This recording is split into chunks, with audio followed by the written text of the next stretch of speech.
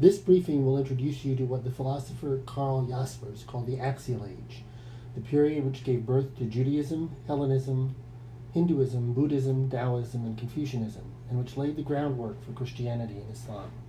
Over a period of about 600 years, from 800 to 200 before the Common Era, in each of the principal centers of Afro-Eurasian civilization, specialized agriculture and crafts production and petty commodity production transformed humanity's way of being human.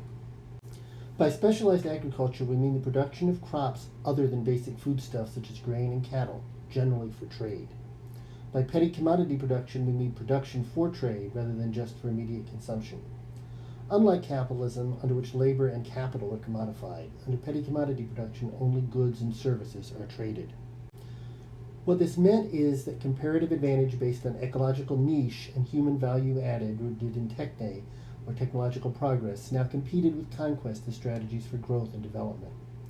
This, in turn, meant an interlude of several centuries during which the political environment was hospitable for small states, such as the Hellenic Polis or the Indian Ganasanga, and for peasant federations such as ancient Israel.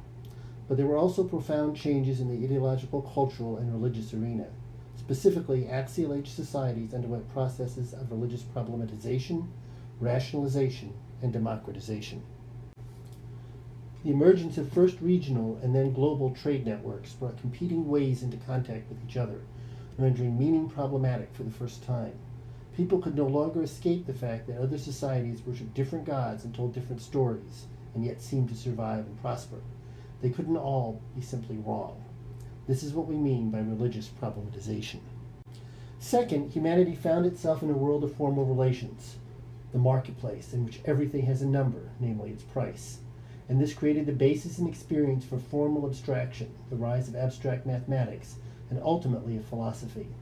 Image and story gave way, at least partly, to concept and argument. Gods who in the past appeared as characters in the story were rethought as personified natural forces, or even as natural forces without personification, such as fire or water. Eventually, people began to use names like the One and the Infinite for God. This is what we mean by religious rationalization. Finally, those formerly bound to serve the aristocracy of warlords and priests began to struggle for the right to enjoy the fruits of their labor, to govern themselves, and to participate fully in both deliberation around questions of meaning and value, and in the search for theosis or deification, which was previously reserved only for the aristocracy. People began to tell old stories in new ways, resulting in the birth of drama, and founded new religions which promised to share with all their members, regardless of their social class, the secrets of immortality and deification. This is what we mean by religious democratization. This is the point of origin of the three great ways of being human, of which what are ordinarily called the world religions are ultimately just variations.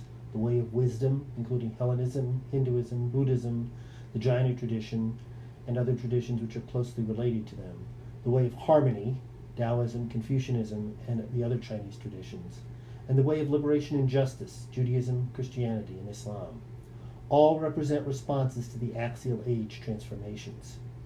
Over the next 2 weeks, we will focus especially on axial traditions, beginning with the way of wisdom, which seeks God by means of a correct understanding of reality. We will then look at the way of harmony, which focuses on restoring harmony with nature and society. Finally, we will look at the way of liberation and justice, which seeks God through ethical conduct and or the construction of a just society. Each way has internal differences, and in many cases there is cross-fertilization between the ways. Which, if any, do you think you will find attractive?